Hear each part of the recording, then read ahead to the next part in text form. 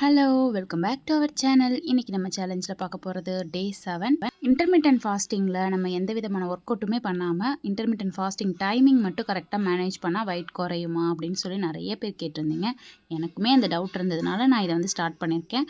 7 நாள் ஆயிருக்கு. இதில எனக்கு வெயிட் எவ்வளோ குறைஞ்சிருக்குங்கிறது ரெகுலரா பார்க்குறவங்களுக்கு தெரியும். இந்த சேலஞ்ச் ஸ்டார்ட் பண்ணி 7 டேஸில நான் ஸ்டார்ட் பண்ண டே வந்து 64.200 இருந்தேன். ஸோ இன்னைக்கு என்னுடைய வெயிட் பார்க்கலாம். ஸோ டே பை டே நான் வந்து என்ன வெயிட்ல இருக்கேன், என்னெல்லாம் சாப்பிட்றேன், எவ்வளோ ரெட்யூஸ் ஆகுது, சம் டேஸ் பார்த்தீங்கன்னா இன்க்ரீஸ் ஆகுது. ஸோ எல்லாமுமே நம்மளுடைய கலோரி கால்குலேஷனா இருக்கலாம், இல்ல அன்னைக்குன்னு பார்த்து அதிகமா சாப்பிட்டுருக்கலாம். ஒரு சில நாள் வந்து நான் கிரேவிங்ஸ் அதிகமா இருக்கிறதுனால நான் சாக்லேட்டோ ஏதோ கூட சாப்பிடுவேன். ஸோ அன்னைக்கெல்லாம் பார்த்தீங்கன்னா கொஞ்சம் அதிகமா இருக்கும். அடுத்தடுத்த நாள்ல அது அப்படியே கொஞ்சம் குறையும். ஸோ நான் ரொம்ப ஸ்ட்ரிக்ட்டா ஃபாலோ பண்ண மாட்டேன். என்னால முடிஞ்ச அளவுக்கு மெயின்டெயின் பண்ணிடுவேன். ரொம்ப ஸ்ட்ரிக்ட்டா எதா இருந்தாலும் நான் சாப்பிடவே மாட்டேன் அப்படிங்கிற மாரி சொல்லிட்டு, ஒரு டைம்ல பிளாஸ்ட் ஆயிடக்கூடாது. 99% வந்து நம்ம வெயிட் லாஸ்ல இருக்கோம் அப்படின்னு சொல்லி கரெக்ட்டா ஃபாலோ பண்ணிடுவேன். அந்த 1% வந்து நம்மளே அறியாம ஒரு சில கிரேவிங்ஸ் வரும் இல்லையா? ஸோ அப்பலாம் சாப்பிட்டுக்கிட்டு அதுக்கேத்த மாரி அடுத்த என்னுடைய மீல் டைம வந்து மாத்திப்பேன். வெஜிடபிள்ஸ் நெறைய எடுத்துப்பேன். ரைஸ் ரொம்ப கம்மியா எடுத்துப்பேன். இல்ல ஃபுட்டே மாத்திப்பேன். ஸோ அதுக்கேத்த மாரி ஈக்குவல் பண்ணிப்பேன். ஈக்குவல் பண்றதுனால நமக்கு வெயிட் ஒண்ணு மெயின்டெயின் பண்ணலாம். அப்படி இல்லைன்னா லைட்டா வந்து இன்க்ரீஸ் ஆகும். ஸோ அத அடுத்தடுத்த நாள்ல தான் நம்ம கம்மி பண்ண முடியும். இன்னைக்கு மார்னிங் ரொம்பவே சூப்பரா ஸ்டார்ட் ஆனுச்சு. இன்னைக்கு பிரேக்ஃபாஸ்ட்டுக்கு நான் பிரெட் வித் எக் தான் எடுத்துக்க போறேன். ஸோ நமக்கு எப்படி பிடிக்குமோ அந்த மாரி எடுத்துக்கலாம். நீங்க எக் ஆம்லெட் மாரி பண்ணிக்கலாம். ஸோ நான் எனக்கு பிடிச்ச மாதிரி பண்ணிக்கிறேன். நான் பெப்பர் பவுடர் காலி ஆயிடுச்சு அப்படின்றதுனால ஜீரகத்தூள் போட்டிருக்கேன். கொஞ்சமா வந்து உப்பு சேர்த்துக்கிறேன். வேற எதுவுமே இதில ஆட் பண்ண போறதில்ல. உங்களுக்கு ஏதாவது ஃப்ளேவர் பிடிக்கும்னா லைட்டா பிரியாணி மசாலா, இல்ல மட்டன் மசாலா அது மாரி ஏதாவது மசாலா, சாட் மசாலா கூட நீங்க போட்டுக்கலாம். ரொம்ப அதிகமா சேர்த்துக்க கூடாது. கரெக்ட்டா வந்து ஈக்குவல் பண்ணிக்கோங்க. பிரெட்டுக்கு வந்து ஏதாவது நீங்க சேர்த்துக்கணும் அப்படின்னா, நீங்க வந்து பட்டர் சேர்த்துக்கோங்க. இல்ல கீ சேர்த்துக்கோங்க. நான் பார்த்தீங்கன்னா, மேக்ஸிமம் தோசைக்கெல்லாம் கோகோனட் ஆயில் தான் சேர்த்துப்பேன். இதுக்கு அந்த அளவுக்கு ஃப்ளேவர் நல்லா இருக்காதேன்னு சொல்லி கொஞ்சமா ஆயிலே சேர்த்துக்கிறேன். எனக்கு வந்து எக் ஒழுங்கா வேகலைன்னா பிடிக்காது. ஸோ, அதனால சைட்லயே அந்த தோசை கல்ல போட்டு வச்சுட்டேன். இன்னொரு எக்கும் வந்து சூடு வரத்துக்குள்ள ஸோ, அதுவுமே நல்லா சூடாகி வெந்துடும். ஸோ, அத மாரி கவர் பண்ணிக்கிறேன். உங்களுக்கு வந்து ஓகே அப்படின்னா எடுத்து வச்சுக்கோங்க. நான் 2 பிரெட் 2 எக் எடுத்துக்கிறேன். ஸோ, இந்த மாரி சாப்பிடுறதுனால நமக்கு வெயிட் வந்து கெயின் ஆகுமா அப்படின்னா, டெய்லி நீங்க பிரெட் மட்டுமே சாப்பிடக்கூடாது. வீக்லி ஒன்ஸ் ஆர் ட்வைஸ் வந்து ஓகே தான். ஸோ, வாங்கிட்டு வந்தது பேலன்ஸ் இருந்தது அப்படிங்கிறதுனால இதுதான் நான் எடுத்துக்க போறேன். டெய்லியுமே மில்லட் தோசை லாஸ்ட் விளாக்ல பார்த்தீங்க அப்படின்னா, லாஸ்ட் வெயிட் லாஸ் சேலஞ்சில பார்த்தீங்கன்னா, நெறைய நாள் வந்து மில்லட் தோசை தான் எடுத்திருப்பேன். ஸோ, அது மேல கொஞ்சம் ஒரு டெய்லி சாப்பிட்டு சாப்பிட்டு இட்லி தோசை மேல ஒரு கிரேவிங்ஸ் வந்துருச்சு. எனக்கு நார்மல் ஒரு இட்லி தோசையே எனக்கு ரொம்ப ஏக்கமா பார்க்குற மாரி ஆயிடுச்சு. ஸோ, அதனால அத கொஞ்சம் விட்டுருக்கேன். ஸோ, அடுத்து கன்டின்யூ பண்ணலாம்.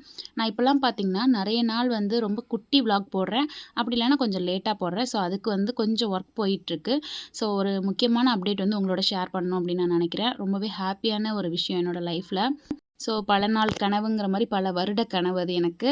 ஸோ, அத கண்டிப்பா என்னுடைய சப்ஸ்கிரைபர்ஸான உங்கள்ட்ட ஷேர் பண்ணுவேன். ஏன்னா, இப்ப வெயிட் லாஸ் சேலஞ்ச் ஸ்டார்ட் பண்ண நெறைய சிஸ்டர், பிரதர்ஸ் வந்து எனக்கு கிடைச்சிருக்கீங்க. அதுக்கு முன்னாடியும் விளாக்லாம் நம்ம போடும்போது ஒவ்வொருத்தவங்க ரிப்ளை பண்ணுவீங்க. பட் இன்னைக்கு பார்த்தீங்கன்னா, நான் ஒரு விளாக் போட்டாலும் சரி, ஒரு வெயிட் லாஸ் சேலஞ்ச் போட்டாலும் சரி, யாராவது ஒருத்தவங்களாவது வந்து கண்டிப்பா எனக்கு ரிப்ளை பண்ணிடுறீங்க, கமெண்ட் பண்றீங்க. எனக்கு ரொம்ப ரொம்ப ஹேப்பியா இருக்கு. நெறைய நியூ மெம்பர்ஸ் வந்திருக்கிறது வந்து நெறைய ஃப்ரெண்ட்ஸ் கிடைச்ச மாதிரி இருக்கு. காலேஜ் போனோம்னா நெறைய நியூ மெம்பர்ஸ் நமக்கு கிடைப்பாங்க, ஃப்ரெண்ட்ஸ் கிடைப்பாங்க. ஸோ, அவங்களோட எல்லாம் ஷேர் பண்ணிப்போம்ல. அது மாரி தான் எனக்கு இப்ப டெய்லி டே பை டே வந்து எனக்கு போயிட்டுருக்கு. இப்ப பார்த்தீங்கன்னா, ஷர்விக்கு ஸ்கூலே இல்ல அப்படிங்கிறதுனால எனக்கு ரொம்ப போரிங்கா இருந்துச்சு. ஸோ, என்னோட கப்போர்ட்லாம் வந்து கிளீன் பண்ணணும் அப்படின்னு சொல்லி அத மட்டும் கிளீன் பண்ணி வைக்க போறேன். ஏன்னா கொஞ்சம் மெஸ்ஸியா இருக்கு.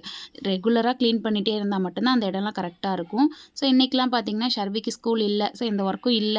வெளிலயும் நான் போகல. ஸோ, அதனால அத கிளீன் பண்ணிட்டு இருந்தேன். இன்னைக்கு வெயிட் லாஸ் ட்ரிங்க் பார்த்தீங்கன்னா, எதுவும் ரெடி பண்ணல. ஸோ, அதுக்கு ஒரு ஆப்ஷனலா தான் வந்து இந்த கீரை சூப் வந்து எடுக்க போறேன்.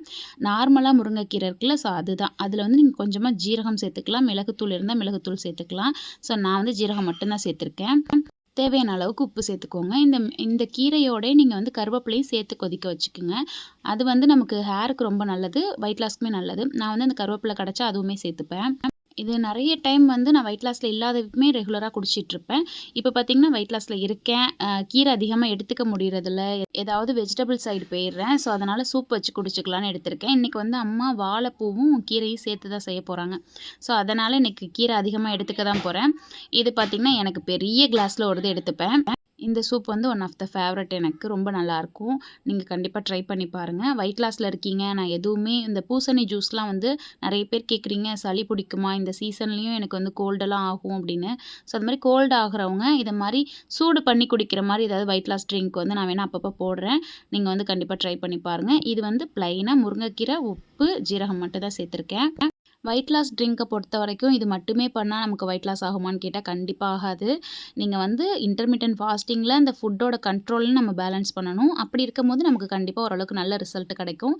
எனக்கு வந்து ஒரு 7 டேஸ்லேயே நல்ல ஒரு சேஞ்ச் கிடைச்சிருக்கு. நான் வந்து வெயிட் மெயின்டைன் பண்ணால் போதுங்கிற மாதிரியான மைண்டில் தான் இது ஸ்டார்ட் பண்ணேன். பட் பார்த்திங்கன்னா எனக்கு நல்லாவே ரிசல்ட் தெரியுது. பட் என்னுடைய எய்ம் பார்த்திங்கன்னா ஒரு 60 வரைக்கும் போனால் எனக்கு ப்ராப்ளமே கிடையாது. எனக்கு 60 வரைக்கும் ஓகேவாக இருக்குது. பட் இப்போ நான் அந்த ஒர்க் அவுட்லாம் பண்ணேன்னா இந்நேரம் நல்லாவே வந்து நான் 61 கிட்ட நான் வந்திருப்பேன். ஒர்க் அவுட் எதுவுமே பண்ணாமல் இருக்கிறதுக்கான ரீசன் வந்து ஒரு சில சிஸ்டர் வந்து கேட்டிருந்த கொஷினுக்கும் எனக்கு இருக்கிற டவுட்டை கிளியர் பண்ணுறதுக்காக தான். ஒர்க் அவுட் பண்ணாமல் எவ்வளோ ரெடியூஸ் ஆகுதுன்னு பார்க்கலாம், இல்லை மெயின்டைன் ஆகுதான்னு பார்க்கலாம். ஏன்னா நம்ம வெயிட் வந்து ரெடியூஸ் பண்ணுறது கஷ்டம்தான். பட் அதை கூட கொஞ்சம் ஈஸியாக நம்ம பண்ணிடுறோம். அதுக்கப்புறம் நம்ம வெயிட் வந்து மெயின்டைன் பண்ணுறதுங்கிறது ரொம்ப ரொம்ப கஷ்டமாக இருக்குது. டக்குன்னு வெயிட் போட்டுடும். ஸோ அதுக்காக இது மெயின்டைன் பண்ணுறதுனா எப்படி மெயின்டைன் பண்ணுறது, இந்த இன்டர்மிட்டன்ட் ஃபாஸ்டிங்கை வந்து விட்டுட்டோம்னா வெயிட் கெயின் ஆகுமா, இது எல்லா டவுட்ஸ்க்குமே நான் கிளியர் பண்ணுறதுக்காக தான் இந்த 20 டேஸ் சேலஞ்ச் வந்து போயிட்டுருக்கு. அந்த ஒரு பனானா சாப்பிட்றது கூட நான் உங்களுக்கு காமிச்சிட்ருக்கேன். ஏன்னா நான் என்னெல்லாம் சாப்பிட்றேங்கிறத கரெக்டாக சொல்லிடுவேன் அப்படின்னு நான் சொன்னதுனால. ஸோ நான் வந்து எல்லா ஒர்க்குமே அப்படியே கண்டினியூவாக முடிச்சிட்டேன். ஸோ எனக்கு கன்வீனியண்ட்டாக இருக்கிற மாதிரி ப்ராடக்ட்லாம் அங்கங்கே நான் செட் பண்ணிக்கிட்டேன்.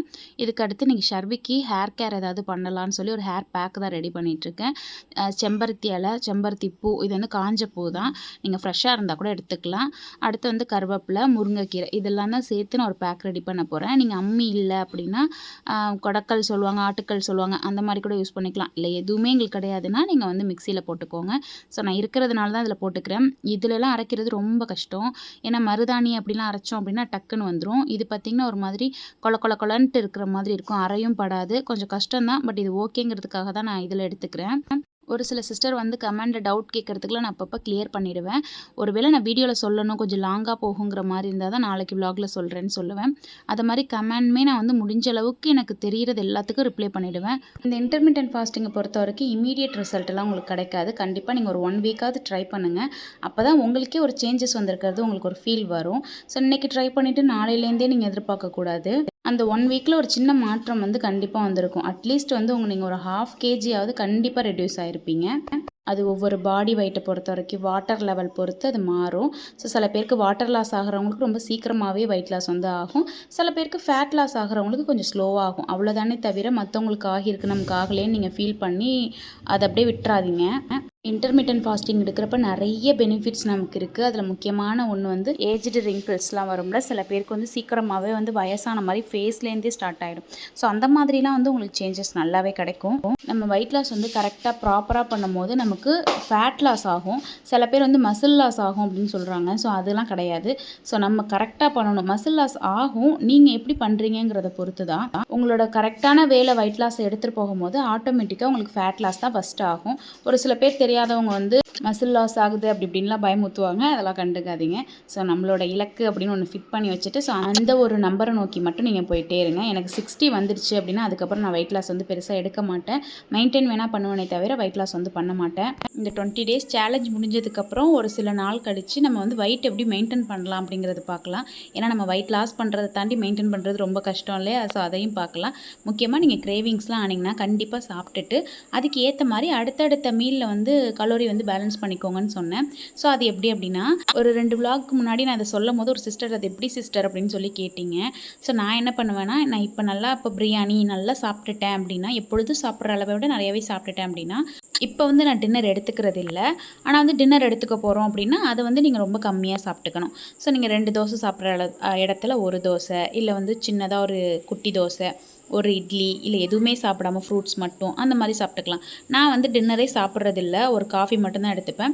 அந்த மாதிரி நாளில் என்ன பண்ணுவேன்னா அடுத்த நாள் வந்து ரைஸை இன்னும் கம்மி பண்ணிவிட்டு வெஜிடபிள்ஸ் நிறையா சேர்த்துப்பேன். மார்னிங் பிரேக்ஃபாஸ்ட் சாப்பிட்றது வந்து இட்லி தானே சாப்பிட்றேன். ஸோ அதுக்கு பதில் வேறு ஏதாவது பண்ணிப்பேன். உண்மையாகவே மில்லட் தோசை சாப்பிட்டோம்னா நல்லாவே சேஞ்சஸ் தெரியும். நான் இப்போ இந்த இட்லி தோசை சாப்பிட்றதுனால வெயிட் வந்து எனக்கு மெயின்டைன் ஆகுதே தவிர ரெடியூஸ் ஆகிறது ரொம்ப கஷ்டமாக இருக்குது. லாஸ்ட் வெயிட் லாஸ் சேலஞ்சில் நிறைய மில்லட் தோசை சாப்பிட்டதுனால அது மேலே கொஞ்சம் காண்டாயிடுச்சு. ஸோ இதுக்கு அடுத்தடுத்து கொஞ்சம் கொஞ்சமாக சேர்த்துக்க ஆரம்பிக்கணும். நாளைக்கு வந்து முடிஞ்ச அளவுக்கு நான் லைவ் வர போகிறேன். நாளைக்கு வீடியோ அப்டேட் பண்ண போகிறதில்ல. நிறைய பேரோட கமெண்ட்க்கு வந்து இமீடியட்டாக நான் பதில் சொல்கிற மாதிரி இருக்கணுன்றதுக்காக நாளைக்கு வந்து லைவ் வந்து வரப்போகிறேன். லாஸ்ட்டு வெயிட் லாஸ் சேலஞ்சிலே நான் ஒரு நாள் வந்து அது மாதிரி பண்ணணும்னு நினச்சேன். பட் முடியல.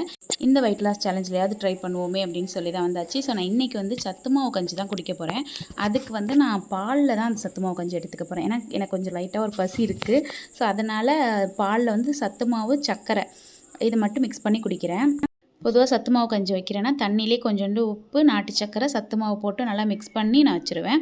இது பால்லங்கிறதுனால கொஞ்சமா நாட்டு சர்க்கரையும், சத்து மாவும் போட்டு மிக்ஸ் பண்ணிக்கிறேன், தண்ணி கொஞ்சம் சேர்த்து. அதுக்கப்புறம் பால் காய்ச்சி அதில டைரெக்ட்டா ஊத்திக்கிறேன்.